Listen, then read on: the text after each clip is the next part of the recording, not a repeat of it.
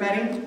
I'd like to start by acknowledging that we are gathered today on the homeland of the Salish and Gillisma people and a place that they called Timsumclee. I'll tell you a little bit more about that in a minute. We are guided by their stewardship of the land, and we learn from and listen to elders, artists, and indigenous people of all walks of life, and we invite you to learn from and support their work as well. Travelers Rest is probably most famous as the only archaeologically verified campsite of the Lewis and Clark expedition. Lewis and Clark and their merry band camped here twice in September of 1805 and again end of June into the beginning of July of 1806. If you are interested in learning more about the archaeology that was found here, anybody that's affiliated with Travelers Rest is happy to tell you that story. We like to talk a lot here about the fact that it wasn't just Lewis and Clark, right? It wasn't just two guys. There was a group of 33 individuals, one baby and one dog, who were on the expedition and camped here. Not all of the members of the expedition were volunteers. York was the enslaved man who belonged to William Clark, and though they grew up together, we like to tell the story of York as an individual on this expedition, as a sort of involuntary ambassador. He was forced to come along on the expedition, but during the course of the expedition, his presence was particularly important in their relationships with the many tribes that they met along the way. Those include the Salish people, on whose homeland this place is. The Salish have written a beautiful book called The Salish People of the Lewis and Clark Expedition. If you were interested in learning more about their oral history and how they look back on the expedition, I encourage you to pick up a copy of the book. We do also try to tell the story of the Salish people on this land, the different resources that are found here that they would have gathered, the different seasons that they camped in. If you come to visit the park, or if you have some time tonight, I'll come back again. I'd love to see you again. There's an exhibit in the hall or in the room behind us here about the Salish seasonal round and how that applies to this place. There's also an exhibit on the expedition and the archaeology that was done here. And my cohort back there just went like this, and she was trying to tell me May 4th. May the 4th be with you. We are actually having a great event here on May 4th. The Gathering at Timsumclee is an event that we're doing in partnership with the Salish Kalispel Culture Committee, with Three Chiefs Culture Center up on the reservation, and it will be an opportunity for you to meet and observe Indigenous artists doing demonstrations, selling their wares, and we're also hoping for Indigenous food trucks. If I don't get a fried bread taco, I will be sad. Let's see. The other thing that's important to know about this park is that it's a park. It's a 65-acre park. Our friends and neighbors here use it every day to walk their dogs and their small children. It is home to 137 species of birds, or that's the number that has been noted here. We have also been following actively the work of a pair of beavers, and so there are a lot of critters that share this space with us, and we're happy to share it with them and with you. We're also happy to share it this month with Bev and Stephen.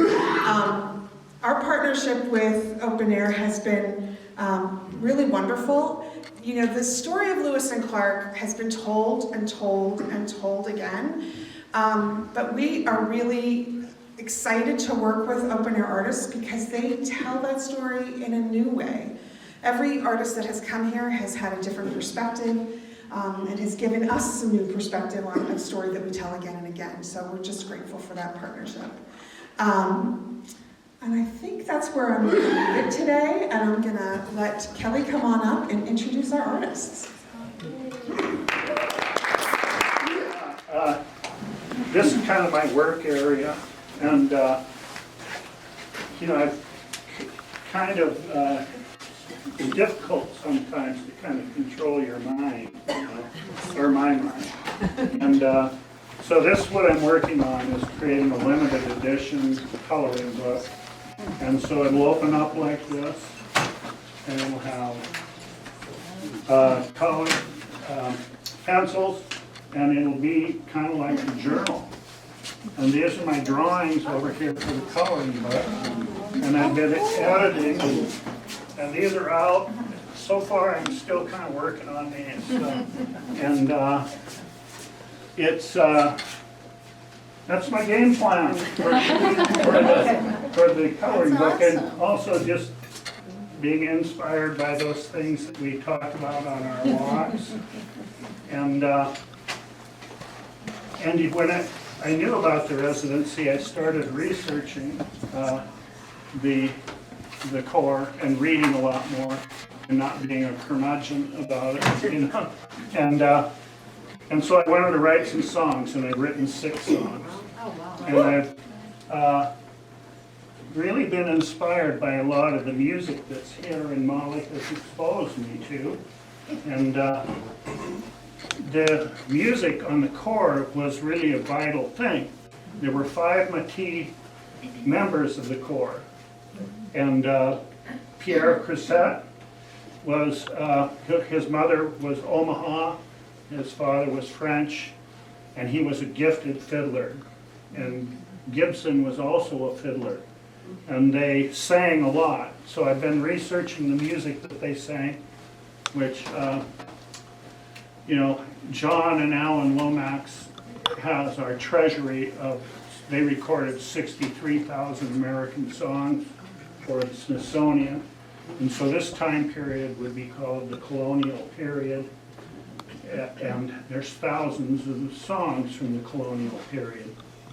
So I tried to write a reel, we would play a reel, and then written some original ballads, and been listening to, and Bev and I were both kind of got a little emotional when we came in. We saw the Richie Doyle Library, and we knew Richie, and we listened to some of his music, and some other music that's been written about.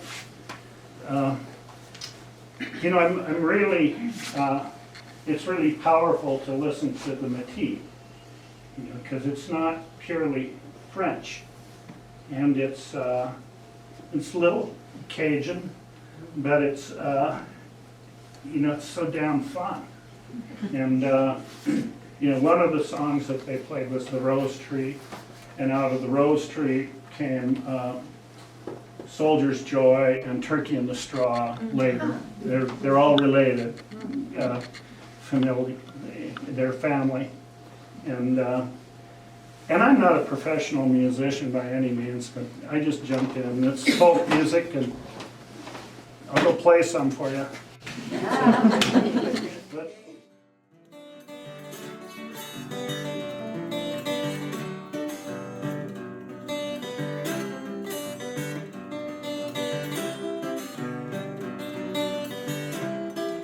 you know, just all of this stuff out here has been so inspiring. And yesterday, when I was working, a friend of mine, Corky Claremont, who is Salish, I was telling him we're out here, and Deb was talking to him, and he said, "Well, you're getting some rest out there."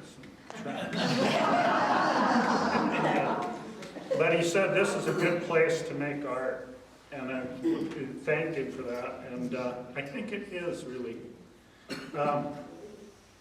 The Lewis and Clark expedition came up, and they spent their first winter in Mandan and their second winter in Clatsop, and they were anxious when they were here to go back to experience their third winter, you know, downstream.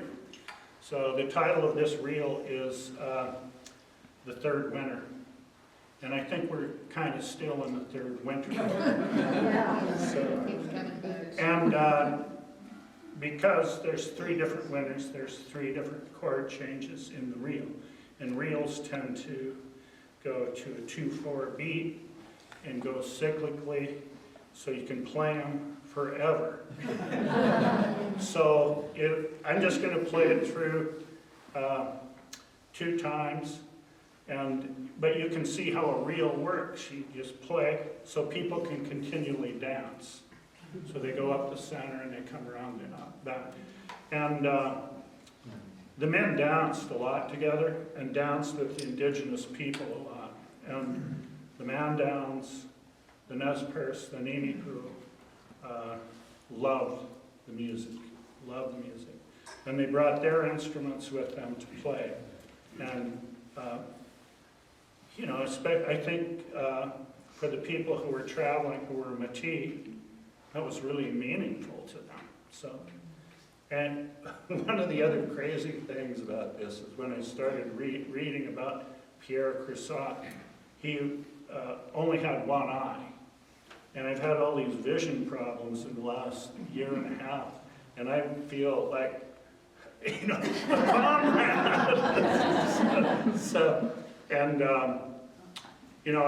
then what happened with him in the end is he shot Lewis in the buttocks on the way back.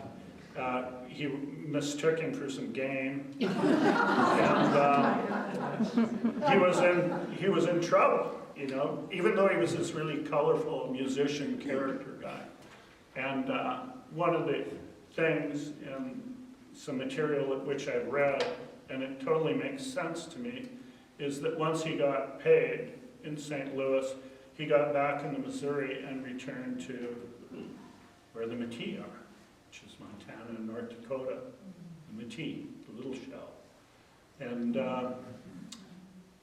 I think we can't underestimate the attractiveness of the river and the settlements. So anyway, this is called The Third Winter. It's a reel, and I'm going to give it a whirl. Okay.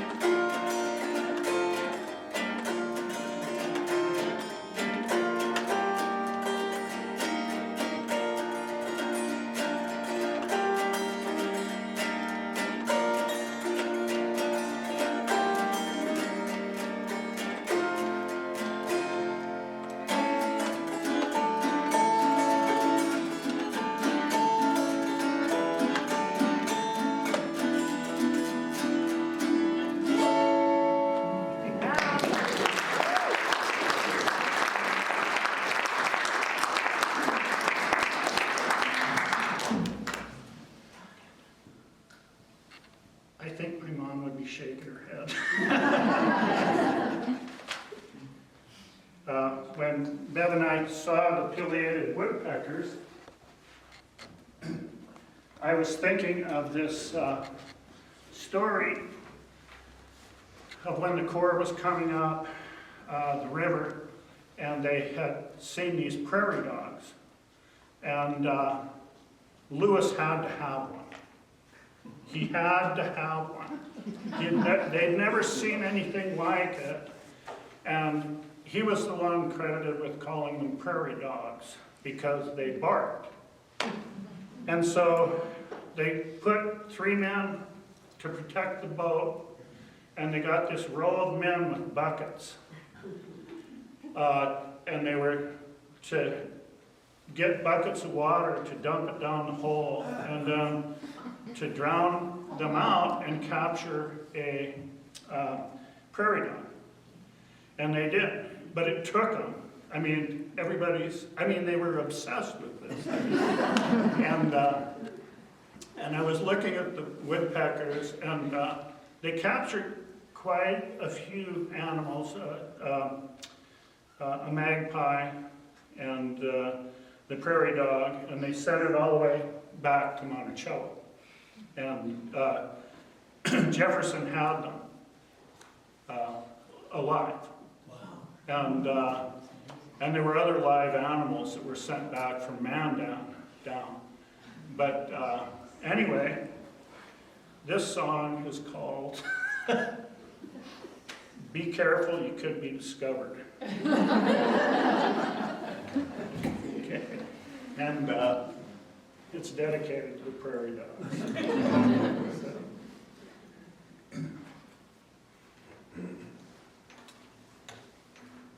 I'm going to try to just do it with one eye.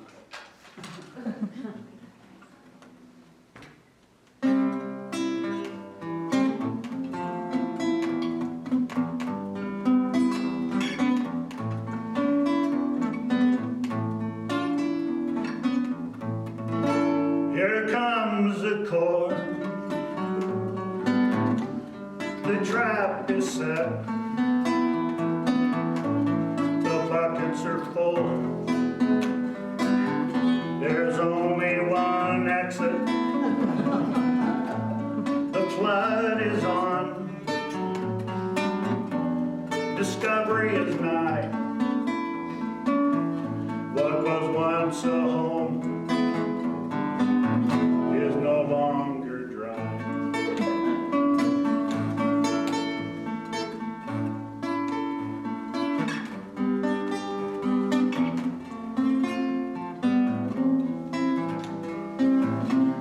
If you're not careful, you could end up a show and tell in Monticello. If you're not careful, you could end up on the wall in Monticello.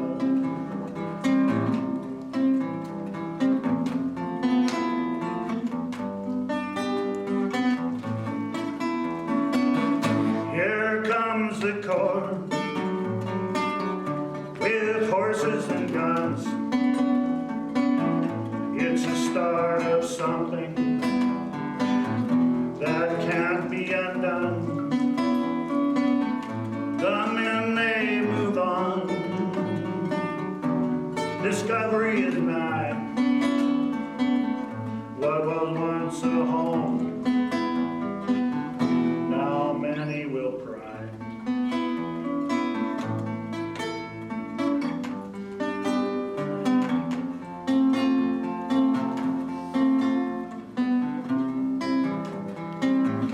If you're not careful, you could end up in a book in Monticello. If you're not careful, you could end up somewhere like Monticello.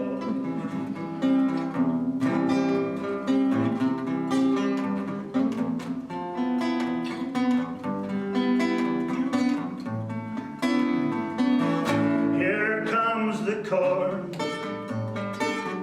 to capture a bird, to send it back east where its song can be heard. The nest is gone, discovery is nigh. What was once a home is now a caged magpie.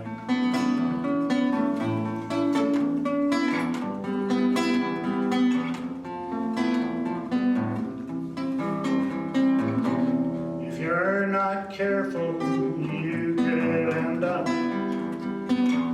show and tell in Monticello. If you're not careful, you could end up discovered for Monticello.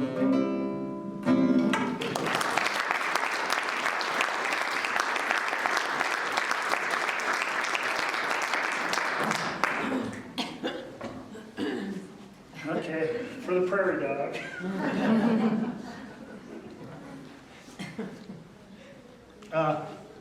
When they got here, in the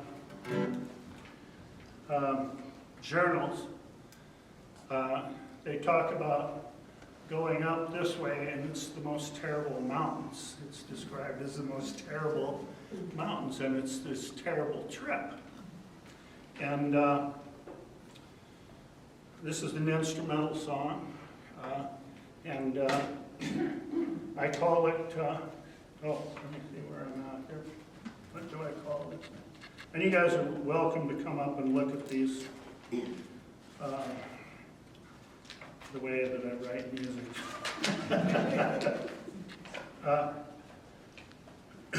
And there were many reasons, and Ben actually helped me figure out why they had such a difficult time crossing. And they left here in September, and they ran into just a ton of snow. And there was no food. And they ran out of food, and they ate a couple horses on the way over. And so I call this song Eating a Horse. And it's just an instrumental, so we'll do our best here.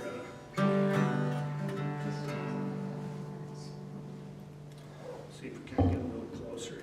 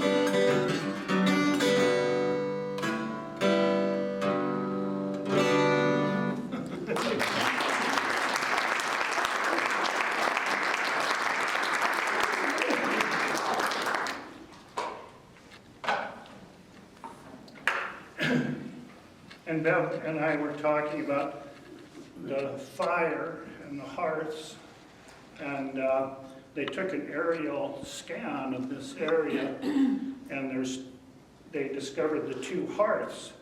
They got those fires burning so hot. And so I wrote this song about Traveler's Rest, what it meant to the Corps to come here, but not just the Corps, to the indigenous people too.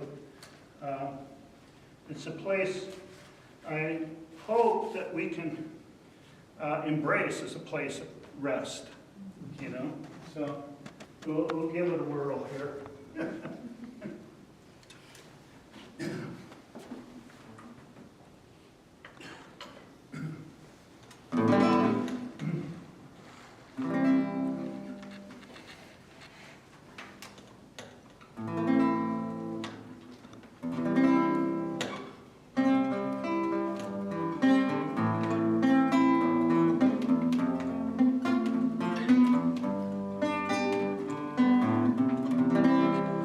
The journey is long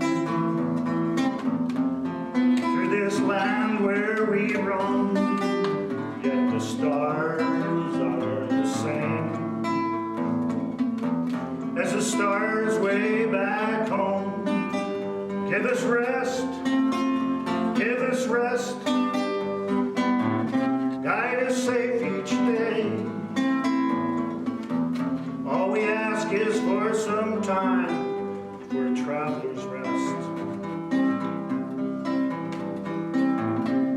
The trail we traverse seeks a passage unknown, yet the moon is the same as the moon way back home. Give us rest, give us rest, guide us safe each day. All we ask is for some time for a traveler's rest. The river flows along through a land of wind and bones, yet the sun is the same as the sun way back home. And give us rest, give us rest, guide us safe each day. All we ask is for some time for a traveler's rest. The souls we met, from them we have grown, yet the ice and snow, wind and rain will never leave us alone. And give us rest, give us peace, guide us safe each day. All we ask is for some time for a traveler's rest.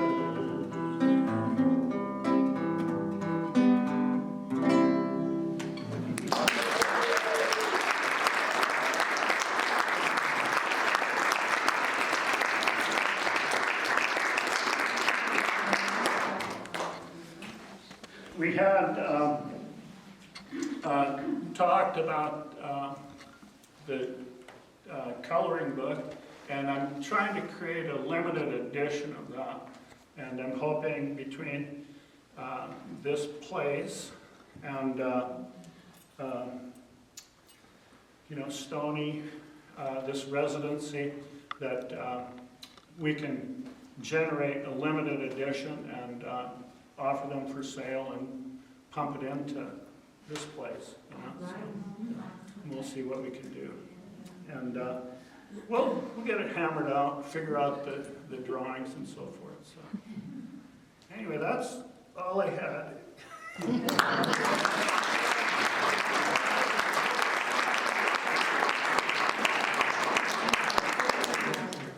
Does anybody have any questions for Steve? Okay, you're gonna go out and eat a horse. Can you help me thank Bev and Steve for